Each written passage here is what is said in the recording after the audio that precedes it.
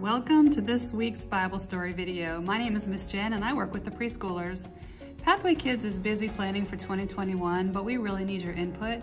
If you wouldn't mind scrolling to the bottom of this post and completing this quick survey, it would really help us.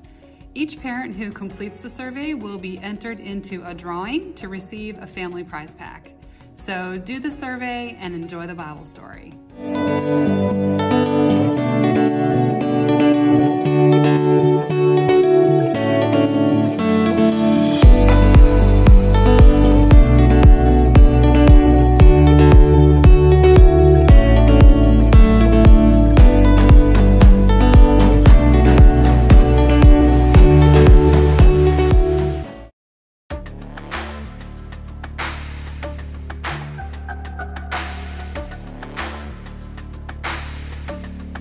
Just the facts of you and me.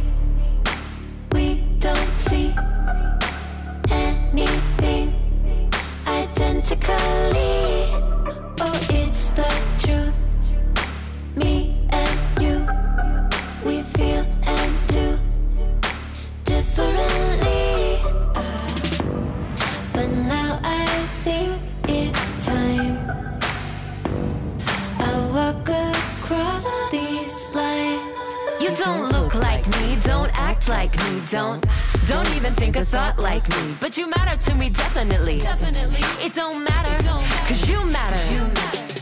Kindness fits everybody. Everybody wants kindness. Kindness serves everybody. Everybody needs kindness. Kindness fits everybody. Everybody wants kindness. Kindness serves everybody. Everybody needs kindness. Why do we always run and hide? Pick our sides. Say we tried. Irrationally, we scream and shout. Get it out. We keep our doubts indefinitely. But now I think it's time we walk across these lines. You don't look like me, don't act like me, don't even think a thought like me. But you matter to me, definitely. It don't matter, cause you matter. Kindness fits everybody. Everybody wants kindness. Kindness serves everybody. Everybody needs kindness. Kindness fits everybody. Everybody wants kindness. Kindness serves everybody. Everybody needs kindness. The world we want won't happen in our blindness. No, I'll do my part and meet you here with kindness. 2, 3, 4. You don't look like me, don't act like me, don't even think a thought like me. But you matter to me, definitely. It don't matter, cause you matter. Kindness fits everybody. Everybody wants kindness. Kindness serves everybody. Everybody needs kindness. Kindness fits everybody. Everybody wants kindness. Kindness serves everybody. Everybody needs kindness.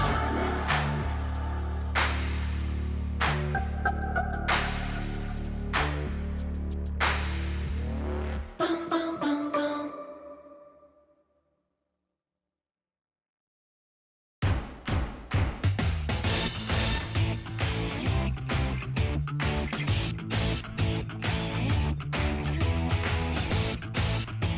Hey, I'm Haley, and I am just performing one of my many duties as a super fan, and that is sending out fan mail.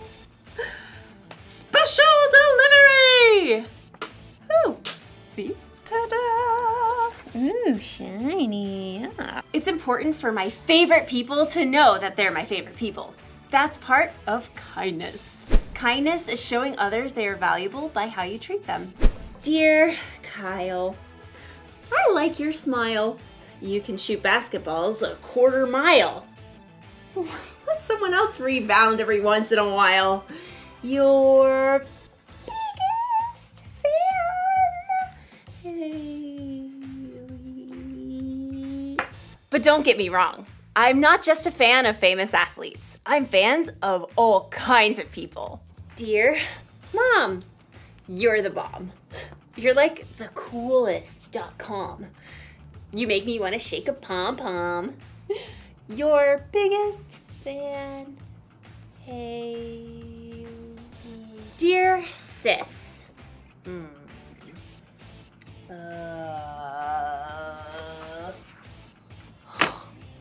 Okay. Well, I'll tell you this.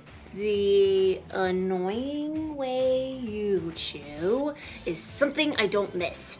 And your taste in music makes me want to hiss. Your sis. Haley. Did you ever notice that it's harder to be kind to the people that you're closest to? Well, as you'll see in today's story, sometimes the people we're closest to are the people who need our kindness the most. I should probably rewrite this card to my sister. Yeah. See you in a bit. The Bible. It's 66 books of history, stories, letters, and poetry that fit together to form God's one big story. The epic adventure of how He created us and loves us so much that He made a way to rescue us. As we travel through the Bible, from Genesis to Revelation, we discover people who met God and found their lives changed forever. Now, for an amazing story. Inspired by the Book of Ruth. In the land of Moab, there lived a young woman named Ruth. She married a man from Judah and must have dreamed of a large family and many children. We'll name them Zeke and Hannah and... But Ruth's happily ever after ended before it began. Her husband died and his brother too, and that left Ruth alone with her sister-in-law Orpah and her mother-in-law Naomi, whose husband died too. I have nothing left. Naomi had come to live in Moab during a famine in Judah, but she had gotten word that there was plentiful food in her homeland again, so she planned to take a road trip. Ruth, Orpah, go back to your family homes. May the Lord show you kindness as you have shown me. So Orpah kissed her mother-in-law and left, but Ruth wouldn't budge. I'm going with you. Look, your sister-in-law is going back to her people. Don't urge me to leave you or to turn back from you. Where you go, I will go. Where you stay, I will stay. Your people will be my people, and your God, my God. Well, okay then. Finally, after a long and dusty journey, the two women arrived in Naomi's hometown of Bethlehem. Everywhere along the road, barley rippled in the breeze, golden and ready to harvest. Is that Naomi? She don't look so good. Don't call me Naomi. The Lord has made my life bitter. I went away full, and the Lord has brought me back empty. Don't listen to them. You just need dinner and a nap. Finding food was their top priority. Some of those barley fields belong to my husband's relative, Boaz. The grain is being harvested right now. Let me go to the fields and pick up the leftovers. Go, my daughter. The law instructed the landowners to leave behind some of the harvest for people who needed food, so Ruth followed behind the harvesters, gathering every bit of barley that fell to the ground. Barley. Let's see. You can barbecue it, boil it, broil it, sauté it. Ruth worked hard in the heat of the day. In the afternoon, Boaz came out to survey the harvest. The Lord be with you. The Lord bless you! Boaz spotted Ruth hard at work and asked his overseer, Who is that young woman? She came back from Moab with Naomi. She asked if she could pick up the extra grain and has barely rested all day. Boaz was moved by Ruth's care for Naomi. He waded through the barley to speak with her. Stay here and follow along where the men are harvesting. I'll make sure no one bothers you. And when you're thirsty, you get a drink from the water jars. Why are you so kind to me, a foreigner? I've been told what you've done for your mother-in-law, how you left your homeland to come here. May the Lord reward you. Boaz offered Ruth bread and roasted grain to eat, and at the end of the day, she was able to bring a large amount of grain home to Naomi. so much food. Ruth continued to work in Boaz's fields until the end of the grain harvest, but even then, life would have been very difficult for two women living alone together. So Naomi laid out a plan for Ruth. I will do whatever you say. At the end of the harvest, the workers threshed the grain to separate the edible kernel from the straw. Then they held a big celebration.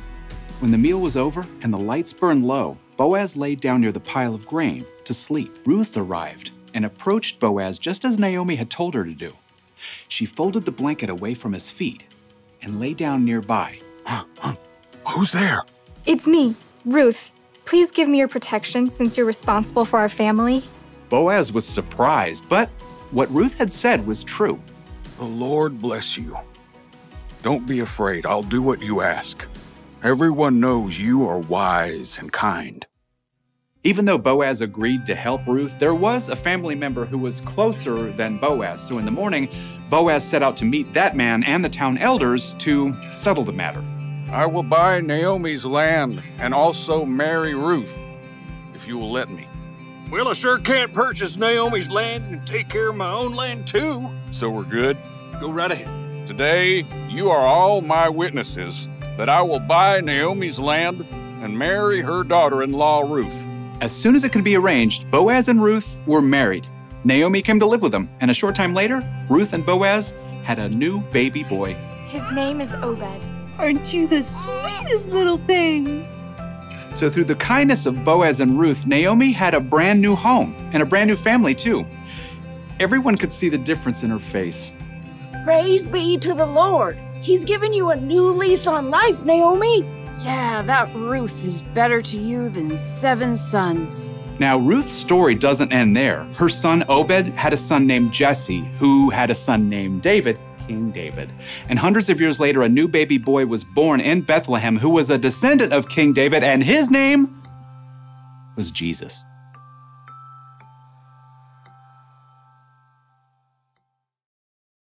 A lot of kindness was being shown in Ruth's story. Boaz was kind to Ruth, Ruth was kind to Naomi, and through them, God was kind to all of us. Did you know Ruth was the several greats later great grandmother of Jesus? Isn't that amazing? I am a huge fan of Ruth. Dear Ruth, here's the truth. I've been a big fan ever since my youth. Your biggest fan, Haley. Kindness matters, especially when it comes to the people we're closest to, like our family and friends. But the people we're closest to are the people who can also get on our nerves, right? So we're not always kind to them. Or sometimes we assume those people know how we feel about them, so we never tell them. But we shouldn't assume. We should tell people when we care about them. Or send them a letter. Special delivery to Ruth! And we should be kind to our friends and family even when they get on our nerves, because God can use our kindness to do amazing things in their world. So here's the one thing to remember today. Be kind to your family and friends. Don't let your favorite people forget they're your favorite people. Dear sis, listen to this. If I didn't say I love you, it'd be amiss. Come on over sometime and we'll reminisce. Your sis, Haley. Yeah, there. Well, that's a much kinder card to someone who will be my sister for my entire life. Love you, sis. Yay. See you next time.